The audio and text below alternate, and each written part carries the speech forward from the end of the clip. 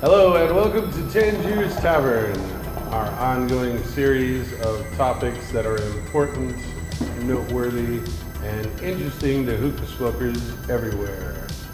We have a number of exciting features today, starting with our ongoing series of new mixes with Rhiannon. Alright, so this week I actually have 4 mixes here. This first one I used pear and 2005 blueberry. I tried to use more single note flavors this week instead of going super crazy. So from 12 to 9 is pear, and then from 9 back to 12 is the 2005 blueberry. And then this next one is apple and old school watermelon. So from 12 to 8 is the apple, and then 8 back to 12 is the old school watermelon. And then this third mix is tasty peach and lemon tea. It is mostly the peach flavor, so from 12 to 7 o'clock is the tasty peach, and then 7 back to 12 is lemon tea. Last mix I actually got from Eric. He was the one who suggested it, and it's horchata and cherry limeade. So from 12 to 8 o'clock is horchata, and then 8 back to 12 is the cherry limeade. So, and then tying off a couple of the mixes that you did, we're going to start trying to do, cover more of our color grouping. So we have the different families, which is like the red, the orange, the yellow, those colors, and then each one of those has different members of the family that breaks the colors down more. So we're trying to tie that into some of Rhiannon's mixes, so she used a couple mixes that stick in the red family this week. Yeah, like the one where she used old school watermelon, that's actually in our red family, specifically the member being red-brown. It's typically where we keep all of our melon flavors because they're a little bit heavier than our tropical, but still a little bit lighter than our bunch fruits like cherry and things like that. So, my name's Jeff. Food and beverage is mine. We're going to be talking about Turkish coffee.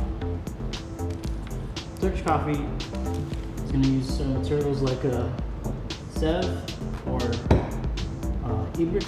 Some of them are going to say stuff like Turkish coffee on them, but really it's the Turkish coffee is the term used for the process of it. You can use any real coffee, any coffee, as long as it's grounded up finely. What you want to do is gonna use a cup. This is how you're gonna measure it. You're gonna put the water, fill it up. Depending how many people you're gonna serve to, this one holds up 4 to 5. I poured 4 into it using the cup, right? And then you're gonna put in, depending on how many people you serve, like I said, 4. Now you want to use, you don't want to use hot water when you're making it, when you're starting to pour in the powder. You want to use, room temperature water. You're gonna put it on the stove. You want to put it on a low heat. It's gonna simmer. Then it's gonna foam up, right? When that foam comes up, you want to take that foam and put it in each cup. That's very important to the process. Then the second time you mix it up more, and it's gonna foam up again. That's when you pour it. I will go ahead and make this coffee while we're moving on to the next segment. So we have another special guest with us on the Tangiers Tavern.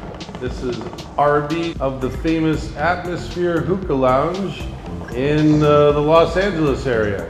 Yeah, apparently everybody in Hollywood who wants to go smoke hookah goes to your lounge. Is that right?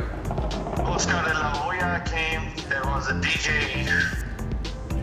I don't remember his name, but it was a famous DJ. He was DJing for all these singers and everybody.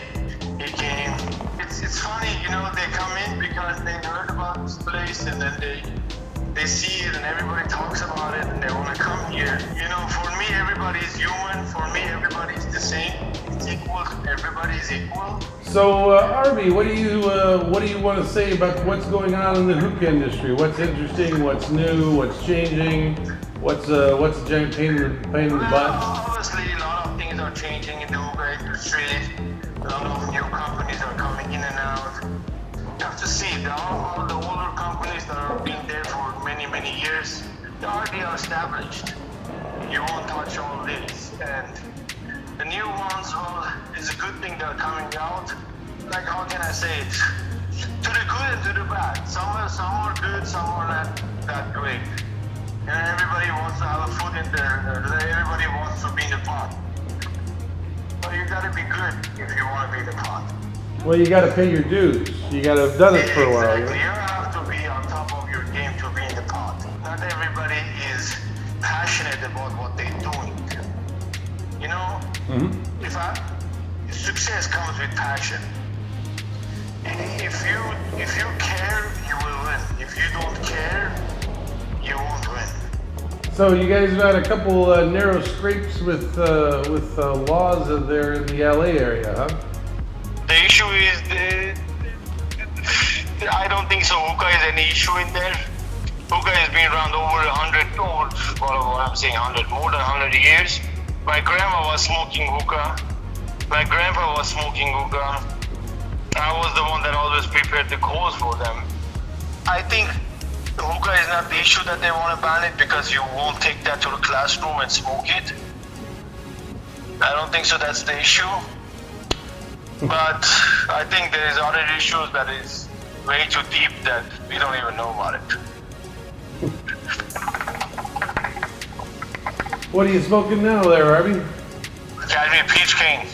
Oh boy. So I always smoke that. There's no point. I always smoke that. So Rhiannon smoke does it, flavor yes. mixes. What about it, Rhiannon? You got any ideas, thoughts for Arbi? So Arbi, you run a lounge and everything, so you deal with a lot of people who are coming in. Yeah. Do you have? Do they usually is there a specific mix that you see a lot of that's being asked for that doesn't involve cane mint? We have 1 or 2 customers that don't smoke mint. They smoke 4-play strawberry or strawberry mime. No cane. We have like 1 or 2. The rest is all. Everybody is smoking my mix or smoking the other mixes that we put it on the menu. But all of them has cane in it. The secret ingredients cane mint. So to kind of go along with what you said about people sitting down and having conversations with hookahs, I've worked in a couple lounges, and that's always been my favorite part is talking with people while smoking and helping with problems and Hookah stuff. brings people together. Yeah, and it's like, so from a lounge point, like what is like a problem that people come to you with a lot that you can help them with, like coal management or bull packing, or like what's the most common issue that you get to help people with? I have a lot of customers, they come, they're like, hey Arbi, can you teach us how to pack? We always pack at home when we get together. Can you teach us how to pack? Can you show us how you pack your Tangiers? Because our customer base is 85% Tangier smoker, and they come all the time, hey Arbi, can you show me? Hey Arbi, can you show me? So I take them in the bag and I show them, and I'm like, that's how you do it. You have to use the fork, you have to use that. And they go like, oh my God, fork. I'm like, yeah. I mean, that's how you have to do it. There is no other way. Don't mess up all your hands, put it all in the tobaccos, and then you grab, let's say, Cashmere peach, and then you grab, let's say, 4-play or cane, and then you have 4-play on your hand, and then you go inside of the Cashmere peach, and then you put 4-play in the Cashmere peach. You're contaminating flavors. You don't want to do that. So you always use the fork for each flavor. And I show them around, and they go like, oh my God, that's why you guys are where you guys are, because you guys are just doing it everything. Like, everything is counts. So you have a restaurant there too. You sell food out of your lounge, right? I do. Yes, I do. We do Mediterranean food, American food, good burgers, good Mediterranean food. What food item do you sell the most of? The most popular food item that we sell is John Chicken Burger.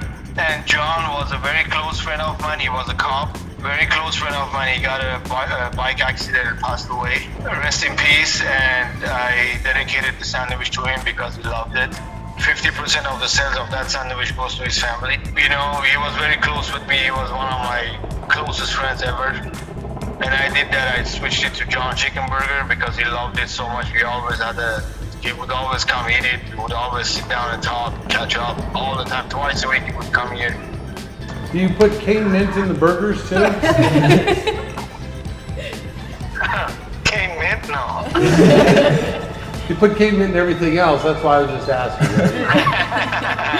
Yeah, everything, in our hookahs, everything has almost cane in it, but All right, Arbi, well, thanks for talking to us. Appreciate your thank time. you guys. I really appreciate you guys.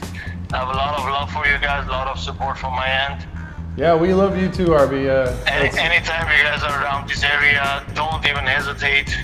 Just come in here and you guys are getting very welcome and you guys are gonna get very, very good. I think there's only one thing that Almost could drag you to honored. California anymore, and that's probably going to your lounge. One day, you guys. Well, that's good. Thanks so much, Arbi. Thank you guys. I really appreciate it. So I just brewed the coffee. I'm gonna go ahead and hand them out. I already have one. Serves himself first. Wow, rude. What? Serve yourself first. I gave you the bigger one. Oh, See, it's all frothy. thank you. This is more really consumed at home. Sometimes there's traditional lounges that do offer it too. This was first introduced at the end of the Ottoman Empire. It was actually considered a drug based on the Quran, so it was kind of forbidden until the Sultan lifted the ban on it because it's so popular. Culturally, they used it for weddings too.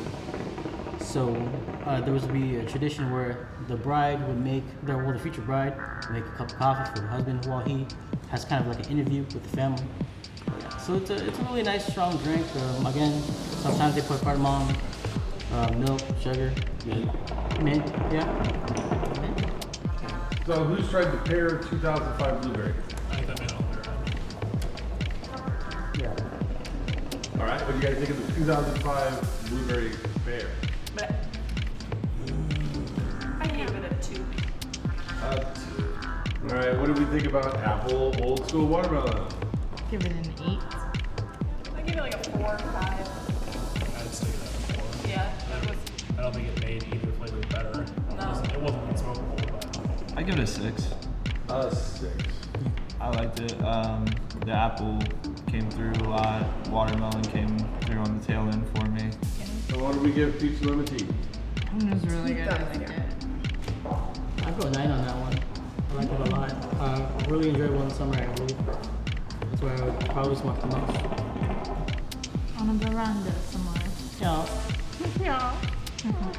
All right, well, what about horchata and cherry limeade? Other than Alana, who tried that? So what do we give it numerically? I had it at like an 8. I actually really strangely liked it. Anybody else have a numerical score for it? Yeah, I'd give it a 9.